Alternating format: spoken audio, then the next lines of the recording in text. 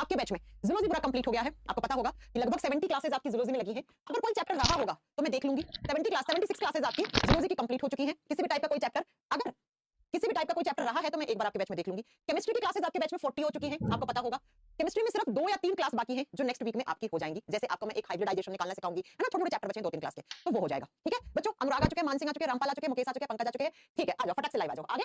तो आपका जूलॉजी मेरी साइड से 76 क्लासेस में कंप्लीट है। फिर भी मैं देख लूंगी, अगर कोई चैप्टर रहा होगा मुझे लगेगा कुछ, तो वो मैं उसके लिए मैं देख लूंगी। राइट, चलो आज से हम क्या पढ़ेंगे बच्चा? आज से थैंक यू सो मच ना। आज से हम पढ़ेंगे बॉटनी। जूलॉजी में हमने क्या पढ़ा था?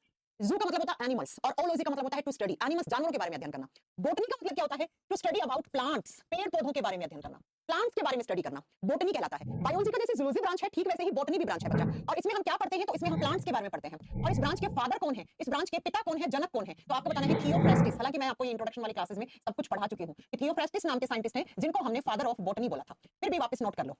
राइट, तो प्लांट्स के बारे में स्टडी करना ही हम क्या कहते हैं बच्चा? उसी को ही हम बॉटनी कहते हैं। और इस ब्रांच पे सबसे ज्यादा काम करने वाले साइंटिस्ट थे वो थियोफ्रास्टिस थे, इसलिए हमने इनको इस ब्रांच का फादर ही घोषित कर दिया। अब बॉटनी का सिलेबस सिर्फ 10 से 12% में होता है, बाकी 80% में आपका जूलॉजी ही रहता है। तो यहाँ पर क्या होगा, एक एक वीडियो में एक एक चैप्टर फिनिश होगा। बिल्कुल छोटे छोटे चैप्टर होते हैं बॉटनी में। बॉटनी में बड़े बड़े चैप्टर नहीं होते बच्चा, ठीक है, छोटे छोटे चैप्टर होते हैं। राइट, तो सबसे पहला मैम बायोलॉजी का काफी चैप्टर क्या लिख रहे हो आप? मानसिंह मुझे नहीं समझ में आया। जानतुओं का क्या क्या लिख रहे हो मुझे नहीं पता। ठीक है, एचआईवी एड्स हो चुका है, विक्की जी एक बार क्लास में जाके देखोगे तो पता लगेगा। ह्यूमन डिजीज वाला जब चैप्टर पढ़ाया था उसमें एक क्लास में सिर्फ और सिर्फ एचआईवी एड्स ही आपको पढ़ाया था। आप एक बार जाके देख लीजिएगा उसको। राइट, तो बॉटनी का हम आज फर्स्ट चैप्टर स्टार्ट करते हैं जिस चैप्टर का नाम है प्लांट हार्मोन्स। प्लांट हार्मोन्स लिखेंगे, बॉटनी का पहला चैप्टर है आज आपका। बॉटनी की 6-7 क्लास होंगी सिर्फ, उसके बाद आपका सिलेबस खत्म हो जाएगा बच्चा, ये बैच आपका फिनिश हो जाएगा मेरी तरफ से। पादप हार्मोन, प्लांट हार्मोन, सिर्फ बॉटनी की 6-7 क्लास और केमिस्ट्री की 2-3 क्लास आपके बैच में चैप्टर बची है, आपके बैच में बची है। नेक्स्ट वीक तक आपका पूरा सिलेबस खत्म हो जाएगा, बायोलॉजी केमिस्ट्री दोनों का।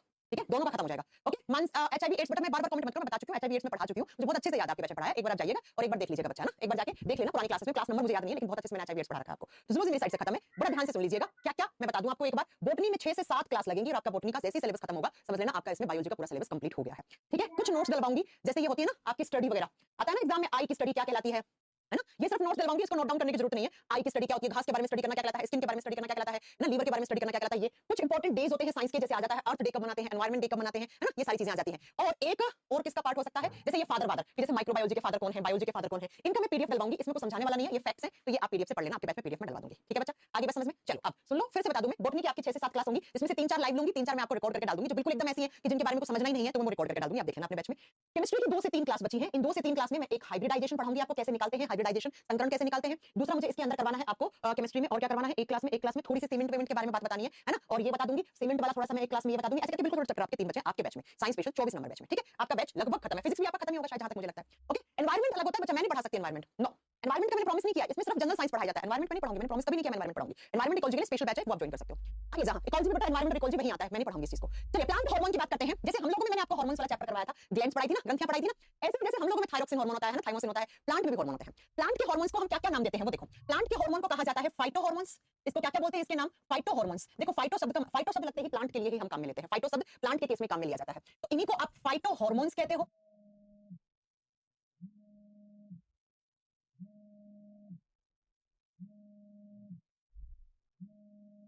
Incoming voice call from Flipkart customer service.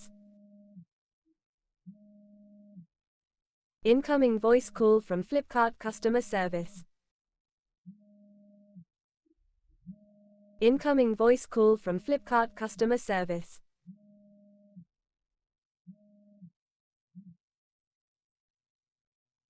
Hormones, जिसको हिंदी में कहते हैं प्राथमिक हार्मोन, यानी कि ऐसे हार्मोन्स जो सभी प्लांट में होंगे ही होंगे। ये हार्मोन कंपलसरी है, ये सारे टाइप के प्लांट्स में होंगे ही होंगे, बेसिक है ये हार्मोन, होने चाहिए। ठीक है, दूसरे आते हैं बच्चा सेकेंडरी हार्मोन।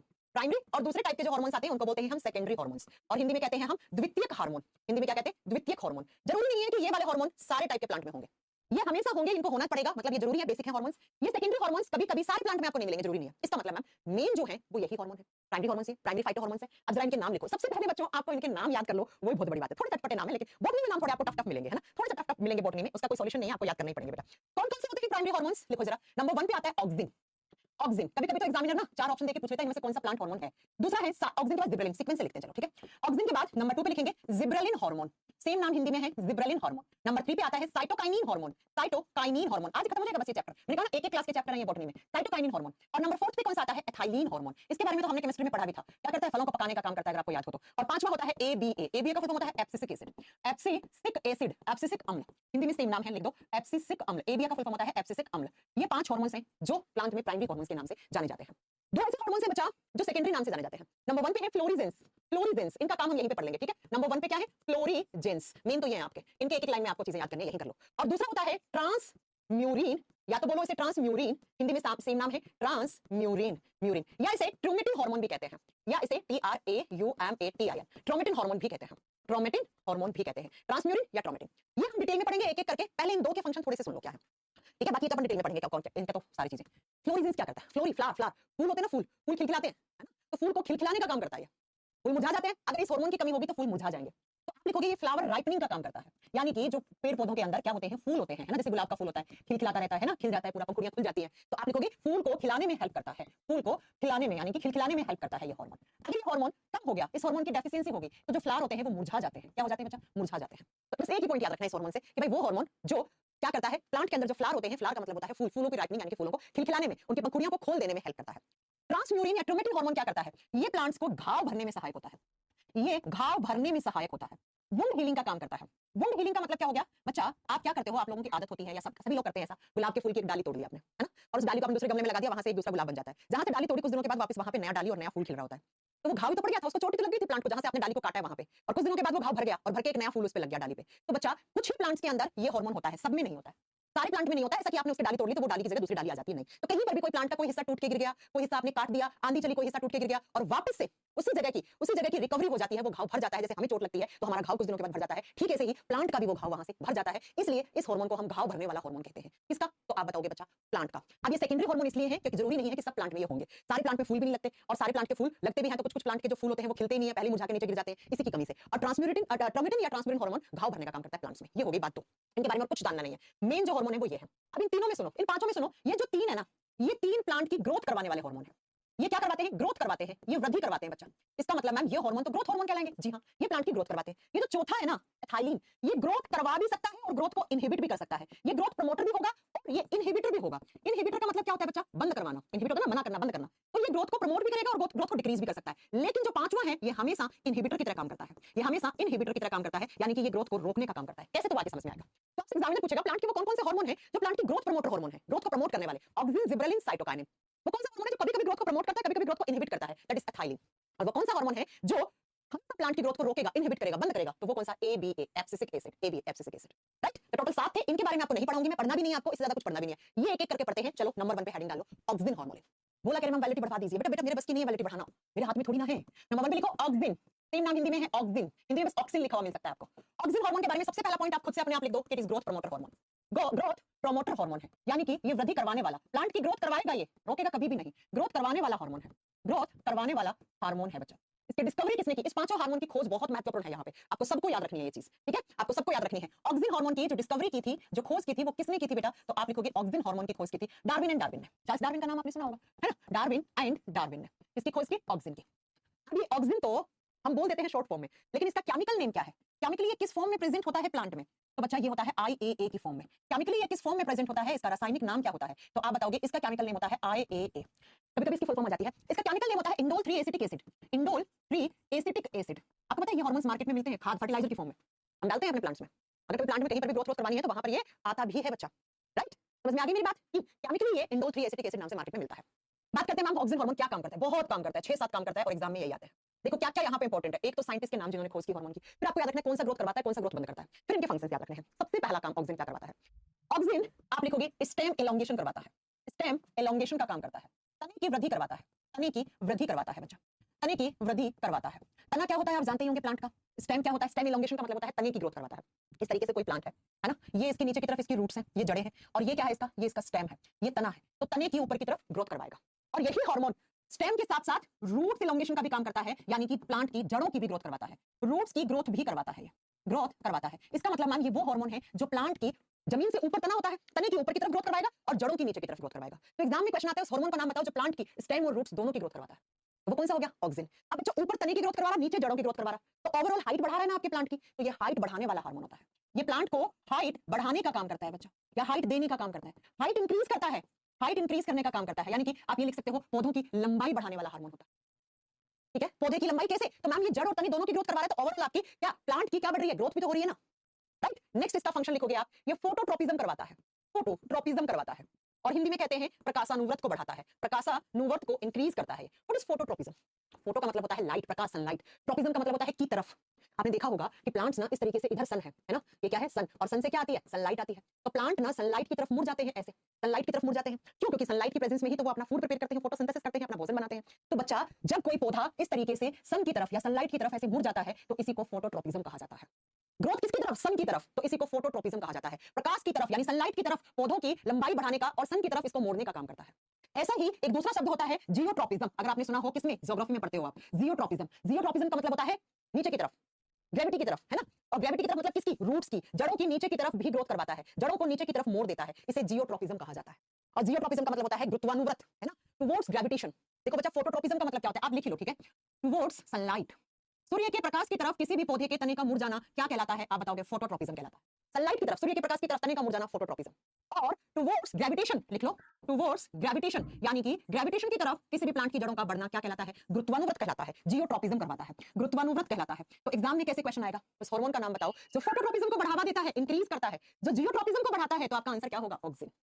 ऑक्सिन प्लांट के स्टेम की ग्रोथ करवाता है, रूट की ग्रोथ करवाता है, हाइट बढ़ाता है, प्लांट के तने को सनलाइट की तरफ मोड़ेगा और प्लांट के जो जड़ें होती हैं उनको नीचे की तरफ यानी कि ग्रेविटेशन की तरफ भी बढ़ाने का काम करता है। तो आप देख रहे होंगे ओवरऑल क्या करवा रहा है, ओवरऑल ये हमारे प्लांट की ग्रोथ करवा रहा है। इसीलिए तो मैंने इसको क्या नाम दिया, इसीलिए मैंने इसको नाम दिया इट इज ग्रोथ हार्मोन या ग्रोथ प्रमोटर हार्मोन। अभी इसके फंक्शन खत्म नहीं हुए हैं। नेक्स्ट बच्चा, ये बढ़ावा देता है किसको? पार्थेनोकार्पी प्रोसेस को। It increase parthenocarpy process. Parthenocarpy, parthenocarpy का मतलब क्या होता है? हिंदी में बोलते हैं इसको, पहले समझो क्या होता है पार्थेनोकार्पी। हिंदी में इसको अनिषेक फलन या बीज कहते हैं, आप लिख लो, अनिषेक फल। क्या होता है पार्थेनोकार्पी? पार्थेनोकार्पी एक टर्म है, वो प्रोसेस जिसके थ्रू हम सीडलेस प्लांट बनाते हैं, वो प्रोसेस जिसके थ्रू हम सीडलेस सीडलेस फल बना लेते हैं। प्लांट नहीं, सॉरी, सीडलेस का मतलब होता है बीज रहित, ऐसे फल जिनके अंदर बीज नहीं पाए जाते। आजकल तो देखो बहुत सारे ऐसे प्लांट कैरियो प्लांट की ग्रोथ करवा के हम ऐसे फल बनाते हैं जिनमें बीज नहीं होते हैं। आजकल ऐसे संतरे आ रहे हैं जिनमें बीज नहीं है, ऐसे चीकू आ रहे हैं जिनमें बीज नहीं है, ऐसे केले में वैसे बीज नहीं होता है ना। तो ऐसे बहुत सारे फल मार्केट में आ रहे हैं जिनके अंदर बीज नहीं होते हैं। तो सीडलेस जो फ्रूट बनाते हैं हम जिस प्रोसेस से, उसी को पार्थेनोकार्पी कहते हैं। इसी को पार्थेनोकार्पिक या अनिषेक फलन, आपके अनिषेक फल या फलन कहते हैं इसको। तो ये पार्थेनोकार्पिक प्रोसेस को बढ़ावा देता है, ये जियोट्रोपिज्म को बढ़ावा देता है, ये फोटोट्रोपिज्म को बढ़ावा देता है, ये हाइट बढ़ाने का काम करता है, ये स्टेम और रूट की ग्रोथ करवाने का काम करता है। इतने काम सीख लिया आपने। चलो नेक्स्ट क्या करता है? ये एपिकल डोमिनेंस का भी काम करता है। नंबरिंग कर रहे हो क्या आप? नंबरिंग कर लेना। शीर्ष प्रभाविता को बढ़ाता है, एपिकल डोमिनेंस इंक्रीज करता है। ये सारे नाम आपको थोड़े से टफ लग रहे होंगे, ठीक है। एपिकल डोमिनेंस इंक्रीज करता है, मैंने सिंबल लगा दिया इंक्रीज का। हिंदी में बोलते हैं शीर्ष प्रभाविता को बढ़ाता है, शीर्ष प्रभाविता को बढ़ाता है। मैम ये टर्म्स की मैं आपको मीनिंग साथ साथ में बताती जा रही हूं, देख लो मैं एक बार फिर से लास्ट स्लाइड से समझा दूं, ठीक है बच्चा। क्या होता है फोटोट्रोपिज्म? टुवर्ड्स सनलाइट, सन की तरफ पौधे को मोड़ देना। जियोट्रोपिज्म टुवर्ड्स ग्रेविटेशन यानी कि जड़ों के नीचे की तरफ, ग्रेविटी की तरफ ग्रोथ करवाना। पार्थेनोकार्पी का मतलब क्या होता है? वो प्रोसेस, वो प्रक्रिया जिसके थ्रू हम सीडलेस फल बना रहे हैं, आजकल बिना बीज वाले फल बना रहे हैं, उसको हम पार्थेनोकार्पी प्रोसेस या पार्थेनोकार्पी प्रक्रिया कहते हैं। इन सबको बढ़ा रहा है, इसलिए तो ग्रोथ हार्मोन बोला है इसको, इसलिए तो हमने इसको प्रमोटर हार्मोन कहता है, कहा है, ठीक है बच्चा। ये एपिकल डोमिनेंस को बढ़ाने का काम करता है। अब ये एपिकल डोमिनेंस होता क्या है वो सुनो।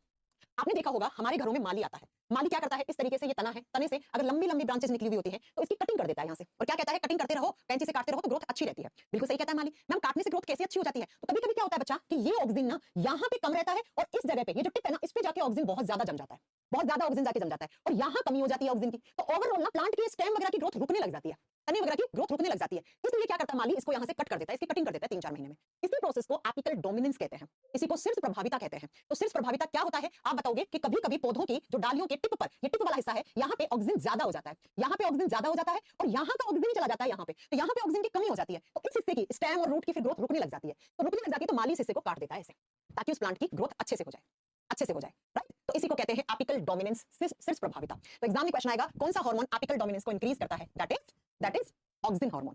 नेक्स्ट लिखो, ये फ्रूट डेवलपमेंट करवाता है, डेवलपमेंट करवाने का काम करता है। किसका बच्चा? आप बताओगे फलों का विकास करवाता है ये। जी हाँ, सब इंक्रीज करने का काम करेगा, कहीं भी इनहिबिट या बंद करने का काम नहीं करेगा, फलों का विकास करवाता है, फलों का विकास करवाता है। इसमें से कोई भी फंक्शन आपसे पूछ सकता है बच्चा एग्जाम में, ठीक है। नेक्स्ट लीफ एब्सेशन को बढ़ाता है। मैम ये कैसे कैसे शब्द है बच्चा? ऐसे ही आते हैं सब, ठीक है। देखो एपिकल डोमिनेंस इंक्रीज का सिंबल लगाया, फ्रूट डेवलपमेंट तो भी इंक्रीज ही होगा ना ये। नेक्स्ट आप लिखोगे ये लीफ एब्सेशन को बढ़ाता है। अब लीफ एब्सेशन का मतलब होता क्या है? कोई पेड़ है, उस पेड़ के ऊपर क्या लगे हुए हैं बच्चा? पत्ते लगे हुए हैं। तो उस पत्ते को पेड़ की डाली के साथ, इस तरीके से मान लो ये आपका पेड़ का पत्ता है, तो इस पत्ते को उस डाली के साथ चिपका रखने में हेल्प करता है और इसी को क्या कहते हैं? लीफ एब्सेशन कहते हैं। इसी को लीफ एब्सेशन कहा जाता है। लीफ एब्सेशन का मतलब होता है पेड़ से पत्तों को चिपकाए रखना, पत्तों को चिपकाए रखने को बढ़ावा देता है, चिपकाए रखने में हेल्प करता है, रखने में सहायक है। यानी कि पेड़ के पत्तों को नीचे गिरने से रोकता है, ये कह सकते हो दूसरी लैंग्वेज में, पेड़ के पत्ते को नीचे गिरने से रोकता है, मैं ये कह सकती हूँ। तो पेड़ के पत्ते को उस डाली और शाखा के साथ चिपका रखने में, उसको चिपकाए रखने में सहायता देता है। तो ये सारे काम होते हैं ऑक्सीजन के। आपको कहीं पर भी ऐसा सुनने को नहीं मिला है कि ऑक्सीजन ने किसी तरीके की ग्रोथ को रोका है, नहीं रोका बच्चा। आप खुद से देख लो क्या क्या पढ़ा हमने अभी तक, इन सब में ये ग्रोथ करवा रहा है ऑक्सीजन। मैंने लिखा ना ऑक्सीजन ग्रोथ करवाता है, it is growth promoter hormone, growth को प्रमोट करवाता है प्लांट की। जैसे आपके तने को खींच के ऊपर की तरफ, रूट को नीचे की तरफ खींच के ओवरऑल हाइट देने का काम करता है, फोटोट्रोपिज्म को बढ़ाता है, जियोट्रोपिज्म को बढ़ाता है, पार्थेनोकार्पी को बढ़ाता है। नेक्स्ट लिखोगे बच्चा इसके साथ आप बताओगे एपिकल डोमिनेंस को इंक्रीज करता है ना, और फ्रूट के डेवलपमेंट को इंक्रीज करता है, और पेड़ के पत्तों से, पेड़ के जो पत्ते होते हैं उसको पेड़ से चिपका रखने में हेल्प करता है। अखिलेश कह रहे हो कितनी क्लास में बायोलॉजी कंप्लीट हो जाएगा? जूलॉजी मेरी साइड से कंप्लीट है, बॉटनी की मैं बता चुकी हूं 6 से 7 क्लास, और केमिस्ट्री की 2 से 3 क्लास। नेक्स्ट वीक में आपसे टाटा बाय बाय बोल दूंगी मैं। बायोलॉजी में, बॉटनी में 6 से 7 क्लास बची है आपकी, और केमिस्ट्री में 2 से 3 क्लास बची है, आपका सिलेबस खत्म। फिजिक्स का मुझे नहीं पता क्या चल रहा है, वो आप लोग बताएंगे मुझे, ठीक है? बॉटनी अच्छे से पढ़ा दीजिएगा। ऋषि कह रहे हैं, ऋषि आप ऑर्डर दे रहे हैं क्या हमें? हम अच्छे से ही पढ़ा रहे हैं, इतने दिन अच्छे से नहीं पढ़ाया क्या हमने? हाँ, जितना आपके वनडे कॉम्पिटिटिव एग्जाम में बॉटनी आता है वो तो हम पढ़ा देंगे, है ना? लेकिन अगर आप बोलो कि मैम नीट वाला पढ़ा दो, है ना मैम एमएससी वाला पढ़ा दो, तो वो थोड़ी पढ़ा पाएंगे यहाँ पे, राइट? चलो, तो ये ऑक्सीजन के सारे काम थे, मैंने आपको पढ़ा दिया क्या क्या काम ऑक्सीजन करता है। चलते हैं नेक्स्ट। हाँ जी, क्या है ये? कमेंट्स क्यों नहीं सही चल रहे हैं आज? मैं आप लोगों से कमेंट, हाँ बॉटनी की 2 क्लास में रिकॉर्ड डालूंगी, आप देख लेना, बिल्कुल लेस वेटेज वाले चैप्टर है, बाकी मैं लाइव खेलूंगी बेटा। ओके चलो सुनो, दूसरा हार्मोन ऑक्सीजन के बाद, ऑक्सीजन में इतना याद रखना है, जिब्रेलिन। नंबर 2 पे लिखेंगे gibberellin hormone, gibberellin, gibberellin hormone.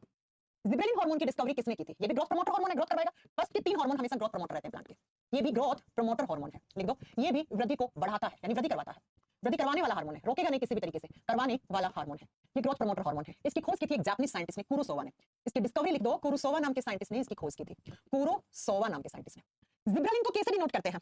GA1, GA2, GA3, ऐसे ऐसे करके करके करके GA100। आपको पता है ये हार्मोन ना 100 हार्मोन का ग्रुप है, इकलौता नहीं है, ये 100 हार्मोन से मिलकर बना हुआ हार्मोन है ये जिब्रेलिन।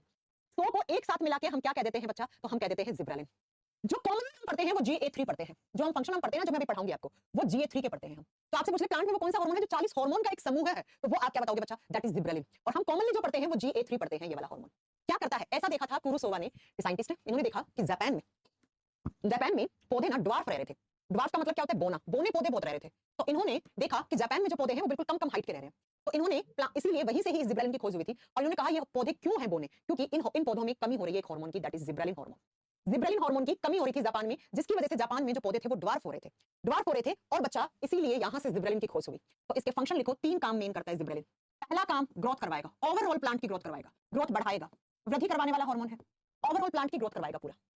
ये भी हाइट बढ़ाने वाला हार्मोन होता है, ये भी प्लांट की हाइट इंक्रीज करने वाला हार्मोन होता है, लंबाई बढ़ाने वाला। मैंने कहा ना जापान में पौधे ड्वार्फ हो रहे थे, तो उसी की लंबाई बढ़ाने के लिए जिब्रेलिन की वहां से डिस्कवरी हुई थी, लंबाई बढ़ाने वाला हार्मोन है दूसरा काम इस हार्मोन का। तीसरा काम, ये हार्मोन काम करता है ट्रांसपोर्टेशन ऑफ न्यूट्रिएंट्स, ये इसका मेन काम है बच्चा, लिख लेना। It helps in transportation of nutrients, यह है पोषक तत्वों के स्थानांतरण में सहायक है। क्या करता है? जो प्लांट के अंदर पोषक तत्व होते हैं, जिससे प्लांट का लालन पोषण होता है, पोषक तत्वों के स्थानांतरण में सहायक है, ट्रांसपोर्टेशन करवाने का काम करता है, स्थानांतरण में सहायक है, यानी कि न्यूट्रिएंट्स को मोबिलाइज करवाता है ये। ऐसा नहीं है कि प्लांट के किसी हिस्से में न्यूट्रिएंट अच्छे से पहुंच गए, किसी में कम पहुंच गए, तो ये इसी हार्मोन का काम होता है, ये सब देखना। ऐसा नहीं है कि कहीं पे प्लांट के किसी हिस्से में खाना ज्यादा पहुंच गया, किसी हिस्से में कम पहुंच गया, किसी में पानी ज्यादा पहुंच गया, किसी में पानी कम पहुंच गया, नहीं। तो ये न्यूट्रिएंट्स को मोबिलाइज करवाता है। मोबिलाइज का मतलब हो गया इक्वली डिस्ट्रीब्यूट करता है, यानी कि ये चेक करता है कि प्लांट के हर एक हिस्से तक सही ढंग से न्यूट्रिएंट्स पहुंच पा रहे हैं कि नहीं पहुंच पा रहे हैं, राइट? एक काम इसका ये हो गया, ये इसका मेन काम है, ग्रोथ करवाएगा, प्रमोटर हार्मोन का ग्रोथ करवाएगा। Next, it helps in seed germination, बीजों के अंकुरण में सहायक है ये, लिखो। It helps in seed germination, यह बीजों के अंकुरण में सहायक होता है, सीड जर्मिनेशन का काम करवाता है, लिख दीजिए। बीजों के अंकुरण में सहायक है। बीज को आपने बो दिया खेत में, फिर वो जर्मिनेट होता है, फिर उससे छोटा सा पौधा निकलता है, फिर पौधा निकलता है, फिर वो उसके ऊपर फूल लगते हैं, फिर उसके ऊपर फल लगते हैं। तो बीज को जर्मिनेट करवाने में, बीजों के अंकुरण में सहायक है बच्चा। अब जर्मिनेशन का मतलब आप समझ गए होंगे ना? समझ गए जर्मिनेशन का मतलब? जर्मिनेशन का मतलब क्या हो गया? खेत में जाके बीज बोते हैं ना, उससे हरी सी डाली निकलती है, छोटी सी सबसे पहले बीज से, उसी को सीड जर्मिनेशन कहते हैं। कभी कभी हमारे घर में हम लहसुन लेके आते हैं, अदरक लेके आते हैं, आलू लेके आते हैं, उसको हल्की सी नमी वाले एरिया में रख देते हैं, तो हल्की सी बड़ निकल जाती है ना ग्रीन कलर की, हम बोलते हैं ये आलू तो बो दो, इससे तो नया आलू का पौधा हो जाएगा। क्यों? क्योंकि वो आलू क्या है? बीज ही सब्जी होगा उसका, तो वो जर्मिनेट हो गया है, वो जर्मिनेट हो गया। प्याज से हरा प्याज निकलना शुरू हो जाता है, देखा होगा ना आपने, ठीक है? तो ये सीड जर्मिनेशन का भी काम करवाता है। तो ओवरऑल मैं ये कह दूं आपको कि ये हार्मोन भी ग्रोथ प्रमोटर हार्मोन है। जी हाँ, देख लो ना, ग्रोथ करवा रहा, हाइट बढ़ाने का काम कर रहा। हाँ, याद रखना, अगर इस हार्मोन की क्या होगी? डेफिशिएंसी हो गई, इसकी कमी हो गई, तो याद रखना पौधे ड्वार्फ रह जाएंगे। पौधे क्या रह जाएंगे? बोने रह जाएंगे बच्चा, बोने पौधे रह जाएंगे। ठीक है, चलो ये 2 हार्मोन हो गए। नेक्स्ट लिखेंगे तीसरा, साइटोकाइनिन। नाम से क्लियर है साइटोकाइनिन का तो फंक्शन, साइटोकाइनिन का फंक्शन तो नाम से ही क्लियर है। नंबर 3 पे आप लिखोगे साइटोकाइनिन। स्कूग एंड मीलर ने खोज की थी साइटोकाइनिन, स्पेलिंग साइटोकाइनिन, इतना ही, साइटोकाइनिन। पहले तो इसकी डिस्कवरी लिखो, स्कूग एंड मिलर। ये भी ग्रोथ प्रमोटर हार्मोन है। जी हाँ, तीसरा हार्मोन 3 तक तो ग्रोथ प्रमोटर ही होते हैं। ये भी ग्रोथ करवाएगा, ना कि किसी तरीके से ग्रोथ बंद करवाएगा। ये भी वृद्धि करवाता है बच्चा, ग्रोथ को इनहेंस करता है, ग्रोथ करवाने का काम करता है, ग्रोथ प्रमोटर हार्मोन है ये। इसकी खोज किसने की थी? इसकी डिस्कवरी लिख लो, स्कूग एंड मिलर ने। स्कूग एंड मिलर, वैसे मिलर एंड स्कूग जैसे भी आपको आगे पीछे लिखना है, ये डेविड मिलर नहीं है, ये दूसरे मिलर है कोई। मिलर एंड स्कूग नाम के 2 वैज्ञानिकों ने इसकी खोज की थी। और नाम मैं आपको बताऊंगी, नाम में इसका काम छुपा हुआ है। साइटो का मतलब होता है सेल, काइनिन का मतलब होता है डिवीजन, सेल डिवीजन करवाता है भैया, कोशिका विभाजन करवाता है, सेल डिवीजन इनहेंस करता है, यानी कि सेल डिवीजन इंक्रीज करता है, कोशिका विभाजन की प्रक्रिया को बढ़ावा देता है प्लांट में। और कोशिका विभाजन क्या होता है? वो प्रोसेस जिसके थ्रू एक सेल अपने आप को डिवाइड करके अनेकों सेल बनाती है। अगर सेल डिवीजन नहीं होगा तो प्लांट में ना कोई सेल बनेगी नया, ना कोई टिश्यू बनेगा, ना प्लांट का कोई नया हिस्सा बनेगा। तो कहने का मतलब मैम ये भी तो ग्रोथ ही करवा रहा है, लेकिन किस टाइप की? ये सेल डिवीजन की जो प्रोसेस होती है ना, एक सेल से दो सेल बनना, फिर इससे भी दो बनना, इससे आगे दो बनना, इस प्रोसेस को इंक्रीज करने का काम करता है। नाम से क्लियर, साइटो का मतलब सेल, काइनिन का मतलब डिवीजन। कहीं पर भी प्लांट में क्या होगी? इंजरी हो गई, इंजरी हो गई या कोई वुंड हो गया, घाव या चोट लग गई, तो घाव और चोट किसके थ्रू भरे जाते हैं? सेल डिवीजन के थ्रू। मैंने कहा था ट्रूमेटिन हार्मोन भी क्या करवाएगा? घाव भरेगा, लेकिन वो सारे प्लांट में वो जरूरी नहीं है, लेकिन घाव तो हर एक प्लांट में पड़ सकता है। ठीक है, तो याद रखिएगा ये प्लांट के क्षतिग्रस्त भाग की वृद्धि करवाता है, क्षतिग्रस्त भाग की मरम्मत करेगा या घाव भरने में सहायक है। भैया कहीं पर भी कोई भी प्लांट में कहीं भी टूट फूट गया तो वहां की सेल्स डैमेज हो जाती है, सेल्स मर जाती हैं, अब वहां पे नई सेल्स की जरूरत है, और नई सेल्स कौन सी प्रोसेस से आएंगी? सेल डिवीजन से आएंगी। और सेल डिवीजन को प्रमोट कौन करता है? तो सेल डिवीजन को प्रमोट करता है बच्चा आपका साइटोकाइनिन। ठीक है, सेल डिवीजन को इंक्रीज करेगा, इंजरी या वुंड हील करने का काम करेगा। कहीं पर भी प्लांट में कोई भी भाग टूट गया है, टूट के गिर गया है, घाव पड़ गया है, उसको वापस उसकी मरम्मत करेगा। एंड ये रूट डेवलपमेंट में भी हेल्प करता है। एक और भी लिख लो, it helps in root development. यह है जो जड़ें होती हैं उनकी वृद्धि में भी सहायक होता है। लिख दो, जड़ों की वृद्धि और विकास में सहायक है। लेकिन मेन काम पता है आप, मेन यही होता है इसका काम। ऊपर वाले दो मेन काम है, जड़ों की वृद्धि विकास में सहायक है बेटा, ग्रोथ की, रूट्स की ग्रोथ और डेवलपमेंट करवाएगा। जबकि मेन ये जब भी एग्जाम में आएगा तो इसी से रिलेटेड पूछेगा बच्चा, सेल डिवीजन करवाने वाला हार्मोन, सेल डिवीजन को बढ़ाने वाला हार्मोन कौन सा है प्लांट में? तो आपको आंसर देना है that is cytokinin. Auxin, gibberellin, cytokinin तीनों ग्रोथ को बढ़ा रहे हैं। अब जो चौथा लिख रही हूं मैं, जिसका नाम है एथाइलिन, 4th नंबर पे लिख लीजिए एथाइलिन, 4 नंबर पे बर्ग ने जिसकी खोज की थी, नंबर 4 पे आएगा एथाइलिन, एथाइलिन हार्मोन। और मैं आपको बता दूं ये हार्मोन कभी कभी प्रमोटर की तरह और कभी कभी डीमोटिवेटर की तरह काम करता है। कहने का मतलब है कि ये कभी कभी प्रमोट करेगा ग्रोथ को, ग्रोथ प्रमोटर की तरह काम करेगा, लेकिन कभी कभी ये ग्रोथ को रोकने का भी काम करता है। कभी कभी वृद्धि करवाएगा प्लांट की और कभी कभी ग्रोथ को इनहिबिट करेगा, बंद करेगा। तो इस हार्मोन को हम दोनों तरीके से जानते हैं कि ये ग्रोथ प्रमोटर भी है और ग्रोथ इनहिबिटर भी है। हिंदी में कैसे लिखोगे? वृद्धि करवाने में सहायक भी है और वृद्धि को रोकने में भी सहायक है, रोकने में भी सहायक है। अभी बताएंगे कैसे। कभी कभी ग्रोथ करवाता है, कभी कभी ग्रोथ को रोकने का भी काम करता है बच्चा, रोकने का भी काम करता है। और मैं बता दूं ये इकलौता ऐसा हार्मोन है दैट इज गैसियस हार्मोन। ये हार्मोन गैस की फॉर्म में प्रेजेंट होता है। थाइलिन तो गैस होती है ना, पढ़ाया था ना आपको। ये इकलौता ऐसा हार्मोन है जो गैसीय अवस्था में पाया जाता है बच्चा, जो गैसीय अवस्था में। इसको स्टार कर लेना, एग्जाम में बतेरी बार आता है क्वेश्चन ये कि प्लांट के उस हार्मोन का नाम बताओ जो गैसीय स्टेट में होता है, जो गैसीय अवस्था में पाया जाता है। इकलौता ऐसा हार्मोन है ये, इसको स्टार कर लेना। इट इज फाउंड इन गैसीय स्टेट, गैसीय अवस्था में पाया जाता है। बाकी सब तो केमिकल्स की फॉर्म में है ना। क्या काम करता है? चलो काम लिखो इसके। फ्रूट राइपनिंग, फ्रूट राइपनिंग फलों को पकाने में सहायक होता है। नेचुरल तरीके से आपके जो फल पकते हैं वो इसी हार्मोन की वजह से तो पकते हैं। फ्रूट राइपनिंग कैसी? नेचुरल तरीके से। नेचुरल का मतलब पेड़ के ऊपर ही आपके फल पक रहे हैं, तो वो इसी हार्मोन की वजह से पक रहे हैं। देखो प्राकृतिक तरीके से फलों को पकाने में सहायक है। मैं प्राकृतिक तरीके से क्यों कह रही हूँ? आप केमिस्ट्री की क्लास याद करो ना, मैंने पढ़ाया था फलों को आर्टिफिशियल तरीके से ही पकाया जाता है। क्या डाल के? एसिटिलीन, कैल्शियम कार्बाइड डाल के बढ़ा चुकी हूं मैं। प्राकृतिक तरीके से फलों को पकाता है। अगर आपके फल नहीं पक रहे हैं तो इस हार्मोन की कमी हो गई है, इस हार्मोन की कमी हो गई है। ठीक है, पहला काम, इसी हार्मोन की कमी से आपके फल कच्चे रह जाएंगे बच्चा, पकेंगे नहीं। ठीक है, दूसरा, जब ये गैसियस स्टेट में है तो ऑब्वियस सी बात है ये प्लांट के रेस्पिरेशन में भी हेल्प करता है। It helps in plant respiration.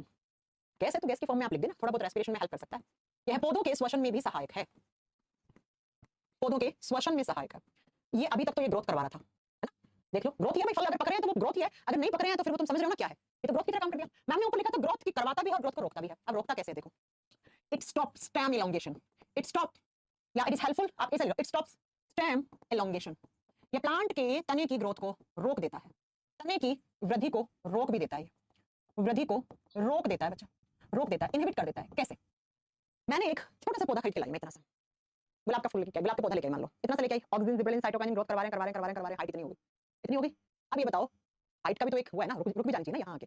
ऐसा थोड़ी गुलाब का पौधा पीपल का पौधा बन जाएगा, पीपल का पेड़ बन जाएगा, नहीं ना। ऐसा थोड़ी छत फाड़ के ऊपर निकल जाएगा गुलाब का फूल का पौधा, नहीं ना। कहीं ना कहीं आके तो उसकी ग्रोथ रोकनी पड़ेगी ना, नहीं तो फिर तुम समझो ऐसे तो पौधे पेड़ कितने लंबे लंबे हो जाएंगे। तो जब भी कभी किसी प्लांट को जितनी मिलनी चाहिए उतनी हाइट मिल गई, ठीक है, और जैसे मिल गई अब क्या करेगा ये एथाइलिन उसकी हाइट को वही स्टॉप कर देगा, कहेगा खत्म, इतनी ग्रोथ करवानी है स्टेम की और रूट की। तो मैंने कहा इट स्टॉप स्टेम इलोंगेशन, यानी कि जो पेड़ को जितनी हाइट जब मिल जाती है उसके बाद ये क्या करता है बच्चा, उसके बाद ये उसकी ग्रोथ को रोक देता है। नहीं तो फिर आप समझ रहे हो कितना बड़ा सा पेड़ हो जाएगा। सेम लाइन लिख लेना, it can stop root elongation, यानी कि जड़ों की वृद्धि को भी रोक देता है। अब ऐसा थोड़ी है कि इतनी लंबी लंबी जड़ें अंदर तक चलती जाएं, तो जड़ों की और तनों की वृद्धि को रोकने का काम करता है, जड़ों की वृद्धि को रोकने का काम करता है बच्चा। कब? जब जितनी हो जाएगी उसके बाद, पहले नहीं। तो देखो ना ये हार्मोन ग्रोथ प्रमोटर की तरह भी काम कर रहा है, ग्रोथ को इनहिबिट भी कर रहा है, वृद्धि को रोक भी रहा है, लेकिन अच्छे के लिए रोक रहा है ना। इतना लंबा पेड़ होगा उतना ज्यादा उसमें खाना पीना सब चाहिए होगा, समझ रहे हो? नहीं पहुंच पाएगा तो टूट जाएगा पौधा। तो ये पहले ग्रोथ भी करवाता है और इनहिबिट भी करवाता है। तो इसका मतलब है मैम ये इकलौता ऐसा हार्मोन है प्लांट के अंदर जो ग्रोथ प्रमोटर और ग्रोथ डिमोटर दोनों की तरह काम करता है, और ये एग्जाम में आ जाता है। और फलों को पकाने का भी काम करता है साथ साथ में ये फलों को पकाने का भी काम करता है। मेन काम तो इसका यही था। इसी हार्मोन की कमी से आपके फल कच्चे रह जाते हैं। लास्ट हार्मोन लिख लो 5 नंबर पे, ABA। ABA का फुल फॉर्म होता है abscisic acid. Abscisic acid, acid Hindi में सेम नाम है, एब्सिसिक अम्ल कह देंगे हिंदी में इसको। खोज की थी एडिकोट ने, और ये इकलौता ऐसा हार्मोन है जो इनहिबिटर है। ये ग्रोथ नहीं करवाएगा इस बार, ये ग्रोथ को रोकेगा। इनहिबिटर हार्मोन है ये ग्रोथ को रोकने का काम करता है, वृद्धि को बंद करता है, पौधे की वृद्धि को रोकता है। ग्रोथ डिमोटिवेटर है ये। अभी तक तो ग्रोथ करवाने वाले थे, और ये ग्रोथ को टोटली 100% रोकता है बच्चा। तो मैंने डिक्रीज का सिंबल लगा दिया। ये ग्रोथ को खत्म करेगा। कैसे? पहले तो इसकी डिस्कवरी लिखो। एडिकोट नाम के साइंटिस्ट ने इसकी खोज की थी। इसकी खोज किसने की थी? एडिकोट नाम के साइंटिस्ट ने। एडिकोट नाम के साइंटिस्ट ने। अब इसके फंक्शन, सबसे पहला काम, प्लांट के स्टोमेटा को बंद कर देता है। स्टोमेटा का मतलब क्या होता है? स्टोमेटा होता है प्लांट के पेड़ के ऐसे पत्ते हैं। इस पत्ते के अंदर आप देखोगे ऐसे छोटे छोटे छोटे छोटे आपको छेद दिखेंगे, और इन्हीं छेद को हम कहते हैं स्टोमेटा। इन्हीं को हम स्टोमेटा और हिंदी में कहते हैं वात रंध्र। वात रंध्र, यहीं से गैसें आती हैं, यहीं से गैस बाहर जाती है प्लांट के अंदर। ये क्या करता है? ये विंटर डोरमेंसी करवाता है। विंटर डोरमेंसी का मतलब क्या होता है? अभी आपको समझाते हैं। आपको पता है सर्दियों में पेड़ पौधे रेस्ट करते हैं, आराम करते हैं, तो धीरे धीरे काम करते हैं तो सर्दियों में। सर्दियों में ये पौधों की ग्रोथ को रोक देता है ताकि पौधे अच्छे से आराम करें। ठंड में पेड़ पौधे आराम करते हैं, ठंडे मौसम में, ठीक है, ठंडे मौसम में पौधे या पेड़ पौधे लिख लेना, आराम करते हैं। तो ये आराम को बढ़ाता है। पेड़ पौधा आराम कब करेगा? जब उसकी ग्रोथ सब रुक जाए तब। तो क्या करता है ये विंटर्स में? इन स्टोमेटा को क्लोज कर देता है, इन स्टोमेटा को बंद करवा देता है। और जैसे स्टोमेटा बंद हो जाएंगे तो बाहर से गैस नहीं आती है ना, तो प्लांट का रेस्पिरेशन वगैरह स्लो होने लग जाता है। रेस्पिरेशन, ट्रांसपिरेशन सब कुछ स्लो हो जाता है। पौधों का श्वसन, वाष्पोत्सर्जन सब कुछ धीरे धीरे होता है, जिसकी वजह से पौधे क्या करने लग जाते हैं बच्चा? आराम करने लग जाते हैं। तो एक तरीके से आप ये देखो ना, ग्रोथ को रोकने का तो काम कर रहा है। कैसे? स्टोमेटा को बंद करके। पहला काम ये विंटर डोरमेंसी करवाता है, यानी कि ठंडे मौसम में पौधों को आराम करने के लिए इनिशिएट करता है। दूसरा काम, it helps in closing of stomata. It helps in closing of stomata. जो वात रंध्र होते हैं ना, उनको बंद करवा देता है। वात रंध्रों को बंद करवा देता है, बंद करवा देता है, बंद करवा देता है। नेक्स्ट, सीड को इनएक्टिवेट कर देता है। सीड इनएक्टिवेशन में भी काम आता है ये, लिख दो। It helps in seed inactivation. बीजों को अक्रिय बनाता है। एक्टिवेशन, लिख दो। बीजों को अक्रिय बनाता है। कैसे? मैं किसान हूं, मेरे खेत में एक बोरी चने हो गए, है ना। मैं चने निकाल लिए मैंने, और चने ट्रक में भर लिए, और ट्रक में भर के कल मैं सब्जी मंडी में गई, और जहां पर भी बिकते हैं, अनाज बिकते हैं, वहां मैं गई और उसको ट्रक खोल के मैंने बेच दिया। अब मैंने 2 दिन अपने घर ट्रक खड़ा कर लिया था, वो मंडी में बेच के नहीं आई, और मैंने देखा जैसे ही ट्रक खोला तो जो चने के बीज थे वो तो जर्मिनेट हो गए हैं, उनसे तो हरी हरी पौध निकल गई है। अब कोई मेरे उस बीज को खरीदेगा क्या? नहीं ना। तो बच्चा इसी को कहते हैं सीड इनएक्टिवेशन। सीड इनएक्टिवेशन, तो ये सीड को इनएक्टिवेट करता है ताकि जो बीज है वो जर्मिनेट ना हो पाए, क्योंकि अगर बीज का अंकुरण हो गया तो कौन खरीदेगा मार्केट में आपके बीज? तो बीजों के अंकुरण को रोकता है, सीड जर्मिनेशन को रोकता है। इसी शब्द का मीनिंग यही है। सीड इनएक्टिवेशन का मतलब क्या है? सीड जर्मिनेशन को रोकता है। अगर सीड जर्मिनेट हो गया तो गेहूं, बाजरा, मूंग, मोट कौन खरीदेगा मंडी में? जर्मिनेटेड बीज थोड़ा खरीद लेगा। तो घर जाओ अपने खेत में वापस बोलो, है ना, समझ रहे हो आप? तो इसको बोलते हैं सीड इनएक्टिवेशन। देखो ना, यहां पर भी ग्रोथ को रोका, यहां पर भी ग्रोथ को रोका, यहां पर भी ग्रोथ को रोका। ठीक ऐसे ही पतझड़ का मौसम आता है, और पतझड़ के मौसम में क्या होता है? पतझड़ के मौसम में सारे पत्ते झड़ जाते हैं, तो उन पत्तों को झाड़ता भी कौन है? यही झाड़ता है। ऑक्सीजन ने पत्ते को चिपकाए रखने में हेल्प की थी, इसने पत्ते को पेड़ से दूर कर दिया, और पतझड़ के मौसम में सारे पत्ते डाउनफॉल करवा दिया। लीफ डाउनफॉल करवाने का काम करता है ये। पतझड़ के मौसम में पत्तों को नीचे गिराने में काम करता है, लीफ डाउनफॉल करने का काम करता है। ठीक है, तो आप खुद देख सकते हो कि ये हार्मोन तो सारे कामों में ही ग्रोथ को रोक रहा है, इसलिए तो लिखा मैंने, ये ग्रोथ इनहिबिटर हार्मोन है। ग्रोथ को बढ़ाएगा नहीं, खत्म करेगा, बंद करवाएगा कि हो गया बस, इससे ज्यादा नहीं होना चाहिए, हो गया बस। इसी के साथ आपके ये हार्मोन्स खत्म होते हैं। एक चीज लिखो, मैं यहाँ पर कुछ नाम लिखवा दूं आपको। ये सारे हार्मोन्स खाद के रूप में मिलते हैं, आपको पता है? ऑक्सीजन, मैंने कहा ऑक्सीजन, देखो ऑक्सीजन मार्केट में किस रूप में मिलता है? Natural oxygen. पहले सुनो, 2 तरीके से ऑक्सीजन आता है। एक ऑक्सीजन नेचुरल तरीके से बनता है आपके प्लांट में, इसी से पूछा हुआ क्वेश्चन है इसलिए मैं करवा रही हूं, ठीक है। नेचुरल तरीके से बनता है ऑक्सीजन। तो नेचुरल ऑक्सीजन किस किस फॉर्म में होता है? एक होता है IAA। IAA क्या है? IAA indole 3 acetic acid. IA का फुल फॉर्म क्या लिखा था हमने? Indole 3 acetic acid. इस तरीके से हिंदी में सेम नाम है, इंडोल 3 एसिटिक एसिड। इस फॉर्म में होगा, या ये होता है IBA की फॉर्म में, indole butyric acid. Indole butyric अम्ल, ये नेचुरल ऑक्सीजन है बच्चा।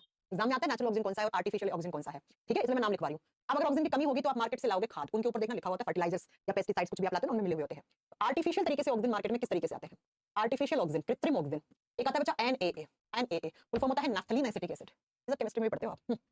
Naphthalene acetic acid full form इनकी आ जाती है एग्जाम में। हिंदी में इसलिए नहीं लिख रही हूँ क्योंकि हिंदी में कोई अलग नाम नहीं है। नैफ्थलीन एसिटिक एसिड एक बहुत फेमस है फर्टिलाइजर, 2,4-D। इस डी का फुल फॉर्म क्या होता है? डाइक्लोरो, ठीक है, 2,4 डाइक्लोरो फिनॉक्सी एसिटिक एसिड, ऐसा कुछ करके इसकी फुल फॉर्म होता है। तो आप बच्चों ये भी याद रखना कि मार्केट में भी मिलते हैं ये डाइक्लोरो एसिटिक एसिड, ऐसे कुछ होती है ना, इस डी की फुल फॉर्म देख लेना, नेट से देख लेना, राइट। तो ये हमारे मार्केट में मिलते हैं बच्चा, किसकी फॉर्म में? फर्टिलाइजर्स की फॉर्म में। जब आपके प्लांट में ऑक्सीजन वगैरह नहीं है, डाइक्लोरोफिनॉक्सी एसिटिक एसिड होता है। हाँ, डाइक्लोरोफिनॉक्सी एसिटिक एसिड, पता नहीं ऐसे कुछ होता है, लिख लो फिर भी इस डी का full form, dichlorophenoxy acetic acid. Acetic acid Hindi में सेम नाम है, डाइक्लोरोफिनॉक्सी एसिटिक अम्ल हो जाएगा, डी का फुल फॉर्म। मैंने कहा नेचुरल तरीके से भगवान ने प्लांट्स के अंदर क्या डाल रखा है? IAA IBA डाल रखा है। हो सकता है कमी हो जाए तो आप मार्केट से NAA या 2,4-D खरीदते हो। कभी कभी इनकी फुल फॉर्म आ जाती है बच्चा, देखो 4 फुल फॉर्म लिखवा दी मैंने, IAA, IBA, NAA to 4D। क्या है? Plant promoter. कहां पे काम आ सकते हैं? खाद बनाने में, उर्वरक बनाने में, फर्टिलाइजर्स बनाने में, फर्टिलाइजर्स उर्वरक बनाने में, उर्वरक बनाने में। ठीक है, तो ये आपका बोटनी का आज आपका फर्स्ट चैप्टर था। टोटल 7 हार्मोन थे, ये सेकेंडरी हार्मोन है, जरूरी नहीं है हर प्लांट में हो, लेकिन ये हार्मोन भी होंगे।